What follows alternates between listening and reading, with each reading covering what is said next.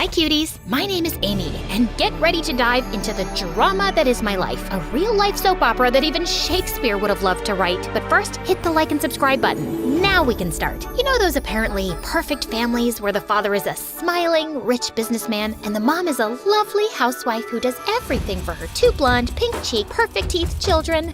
Yeah, me neither. Ever since I can remember, in my life, it was only me and my mom, Margot. My mom loved me, but when it came to my dad, she made every effort to delete any trace of him. And she did a darn good job. Mom, I was wondering if my dad... What dad? Here, have a bag of candies. It was always like that with Mom. Have a bag of that. Or keep this sock of chocolates. Or look, that marshmallow looks like Grandma Teresa. So, instead of finding out anything about him, I just gained a lot of weight. Eventually, I stopped asking. Even my mom understood that something was off with me when instead of playing with our neighbor's kids outdoors, I spent all my time locked in my room reading books alone. At some point, she must have thought that I needed a father figure, which was true, and decided to get one for me. Unfortunately, her dating life was so disastrous that it probably made Cupid consider early retirement. For real, it was the same thing over and over again. It went like this. Amy, please let me introduce you to insert name, my new boyfriend. We love each other so much. Of course, 2 weeks later, there we were, indulging in a second bowl of ice cream and watching Titanic, with her sobbing uncontrollably on my shoulder. Jack, take me with you. We were supposed to stay together forever. Mom, you met him like a month ago. The best month of my life. But honestly, my mom had a PhD in ruining her relationships. All of her boyfriends had a lifespan shorter than a goldfish's memory. She would get bored of them and then do something to sabotage the relationship.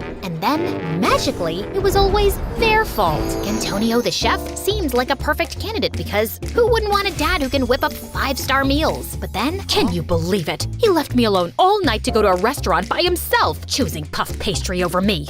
Mom, he works there. Then there was Marcin. I thought a cop would keep us safe, right? But I was expecting a rose or diamond, but he gifted me a police scanner. And Philip, I always dreamt of a dad who could always make us laugh, but he couldn't stay serious for 10 minutes straight. Well, today, he's the world's most famous comedian. I was already abandoning the idea of having a stepfather when my mom came back home one day with a new surprise. This time, though, I felt something was different, and I was right. Here, love, this is Ben. Benjamin, this is my daughter, Amy. What a lovely fairy I see. Am I welcome into your manor, my fair maiden? That man was not like the others. Ben looked older, with such a fine white beard and mustache, and those small round spectacles that made him look like some woodsman from old stories. In my mind, a dad had always been similar to him in appearance. Surprisingly, Ben actually became a father to me, and he really knew how to show me his love. Like that time when I got an A+ in mathematics, and Ben recited a poem he had written for me. Here is the smartest of my muses, the shiniest of my lights, a new Pythagoras in disguise. Nobody had ever appreciated me so much. Or that time, December 16th, when I came back home after a full day at school, only to find the hall full of fat-bearded guys, and Ben in the middle of them shouting toward me. Surprise! Happy birthday to our fairy! Those were Ben's friends from the War Games Club. I didn't expect any birthday celebration because Mom had always forgotten it herself. But now, she was there too, right in the middle of them. Could Ben have changed her so much? Ben, I have no words. It's only my duty to make you smile, my fair maiden. I hugged him the strongest I could and started crying like a baby. Sir Benjamin, I love you. I had finally found a father after 10 years of my life, and we were like a real happy family. It felt like a dream. And like in every dream, at a certain point, I had to wake up. A few years later, Mom started receiving strange phone calls in the middle of the night. She would pick up quietly like a thief and go to the bathroom to speak as any guilty teenager would. Once, I caught her coming out of the bathroom with a suspicious smile on her face. Who was it? Oh, just some friend. Don't worry about it. Don't worry? I make a living out of worrying. I knew something was wrong. The calls suddenly stopped, but the signs were still there. Why would Mom be sending herself those goofy bouquet cards decorated with plastic roses? Can't I buy nice things for myself? Not to mention the gold-sprayed aluminum ring I found she was wearing out of the blue, after a life of hating rings and necklaces. It's just part of my midlife crisis. Or the giant heart-shaped balloon we suddenly had in the main hall, glittery as a disco ball and red as love or hell. Wrong address. Or maybe the wind brought it here. Yeah, like I'm that dumb. Then one morning, I was sick at home, searching in my mom's bedroom for her laptop, ready to consume my eyes in yet another Harry Potter marathon. Where is it? At the old laptop. What is this? There was a letter on my mom's nightstand. Strange. I haven't seen the postman in a while. My love, I'm like a lost sock just looking for its match. Ew, so cheesy. When Mom got back home that night, I confronted her. How could you do this, Mom? Amy, I can explain. Ben is the only dad I have ever had, and you're betraying him. If you would only let me talk, please. I don't want to listen to you anymore, Mom.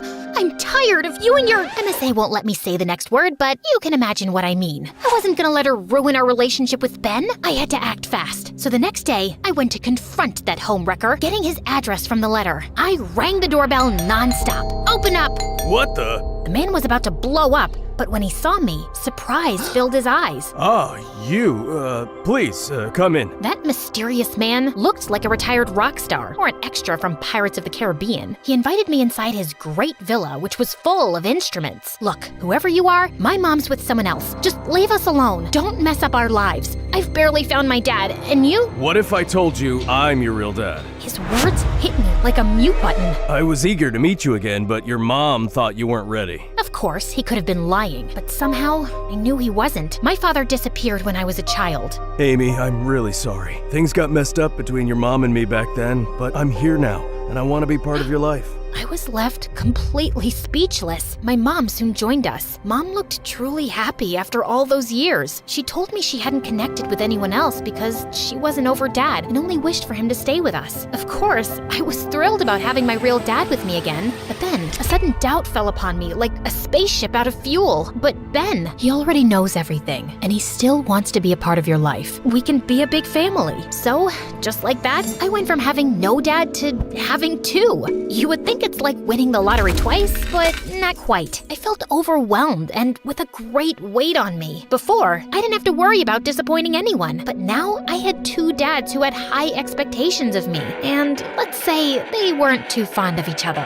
Luke, lower the volume. Amy's studying. Oh, just jamming out, man. Rockstar practice, you know? Oh, wow. But I thought rock and roll had been dead for a long time. Good music never dies. Besides, aren't you obsessed with knights and things from hundreds of years ago? Oh, absolutely. But unlike your music, knights never go out of style. Come on, guys, if you really think about it, rock stars and knights have a lot in common. Like, both loved leather and dying young, but while some wore armor and swords, the others used guitars and a lot of hairspray. That made a lot more sense in my head. Soon, things went even further south. One day, they forgot to pick me up, and I had to walk home in the middle of a storm. When Ben saw me, he went mental. Luke, you were supposed to pick her up. I asked you to do one thing as I had an urgent appointment. Oops, I totally lost track of time making these cookies to surprise her. Come try one, honey. As I reached for a cookie, Ben sprang into action like a movie hero, dove over the couch in slow motion, snapped it from my hand, and sent the whole tray flying. These have peanuts. Amy's your own daughter and you don't even know she's allergic to peanuts, or you just don't care. I don't even want to remember the fight that followed. Can you imagine two gunslingers in front of each other, ready to open fire at the slightest movement? Well, it was kind of like that. The constant fighting became a part of my life. I realized that this was affecting them as well. Ben looked more deteriorated and tired than ever, and my dad seemed constantly anxious, as if he was hiding a big secret. On my first Christmas with my new family, they dove into a full gift duel. The prize of it wasn't a juicy bounty, but my love. Dear, I got you, Ozzy, your new puppy. Are you serious? I got her Lady Godiva, the most majestic kitten in town. Aw, thank you guys. I love them both so much. Of course, getting double presents was quite fun, but soon my new pets were casualties of the parents' war. Lady Godiva was given away to our neighbor's children by my dad after he definitely saw me sneezing with her nearby. It was mid-December, by the way. A few days later, someone shaved Ozzy completely, making him a pink bear with a black nose. Oh, that's horrible. Nobody ever found the mysterious culprit. Then it came, December 16th, my birthday again. My dad must have known what Ben did on my last birthday and decided it was a good idea to outdo him at his own game. So he called all of his musician friends to blast a birthday party rock serenade for me. To my beloved daughter, you all, the people of the world, rock! this song is for you! But then, right before the concert started, another group of people appeared. Vikings, Romans, Celts, who knows? They were an army of guys dressed for a historic recreation, waving toy spears. What is all this, Ben? There is a time for peace and a time for war, Luke. Men, be ready! Someone sounded a war horn, and my birthday soon became like the final battle of Avengers Endgame. But instead of aliens and superheroes fighting, I had cosplaying history nerds versus elderly musicians incapable of accepting the passage of time. A clash for the century! After watching the battle for a bit, I went home all set to blow out the candles and dive into the cake. But I found my so-called perfect family in the middle of a loud argument. What are you even doing here, man? Amy's with her real parents. She doesn't need you anymore. This whole uncle situation is bizarre. That's true. Explaining it to people is a real pickle. Say what you want, but I've been her father longer than you. Well, he has a point about that. Her father? A history nerd with a Willy Wonka mustache? You must be joking. I don't think Willy Wonka has a mustache. My mother's mediation skills are truly out of this world. Why don't we let her decide then? Oh no. Yeah, she's old enough to decide who should be her dad. No, I am not! Mom, you are my last hope. Please stop this madness. Maybe that's for the best. Thanks for nothing, Mom. So, that's how it is. You're piling your responsibilities onto me? Why can't you guys understand? I want both of you in my life. But if you can't handle that, I'd rather have neither than choose between you two. I was ready to storm out, but then my dad said something really strange. Are you happy, Ben? This was your master plan? First you found me, then you invited me to your cosplay parties and made me realize that I should get back with Margot. Why did you do all that if you didn't want me here? Everybody's eyes went on Ben at those words. Mine too. What was all that about? You're absolutely right, Luke. I shouldn't be here at all. I'm really sorry, Amy. Then Ben darted away, leaving things abruptly. What the hell is going on? I ran after Ben, just in time to catch him while he was already at the park, gasping. He doesn't look too good. He fainted the very next moment. Ben, what is going on? Are you okay? Ben! We rushed him to the hospital, and a few hours later, he woke up. I guess my plan didn't run as smoothly as it did in my mind. Why did you do all this, Ben? My heart is breaking, Amy. Literally. The only thing keeping it together is you. I would love to be with you forever, but the doctors made it clear it's impossible. When I found out, I immediately sought your dad and asked him to come back. I wanted someone to be there for you, after me. But then when I saw you and him together, I got so jealous. I thought you'd forget me for good. I already had tears in my eyes. Again, I could barely force myself to speak. Ben, I will never forget you, and you are not leaving me. At all. I had no idea you did all this. Luke didn't tell me anything. Yes, because I asked him not to. It was a secret quest, eh? Like the ancient knights did. I did it for Amy, Margot. I had to. I'm sorry for lying, but... Cough made it impossible for Ben to go on talking. I just hugged him so hard, as if trying to protect him. A few days later, Ben came back home with us, and it was as if he and Dad were two totally different persons. They put their jealousies and fights aside and became something like best friends. Dad even helped and cared for Ben throughout his illness. One night, when they thought Mom and I were sleeping, I overheard them talk. I will never be able to thank you enough for bringing me back to my family. What you did is just... It's okay, Luke. You're a great man. I'm just happy you are in Amy's life.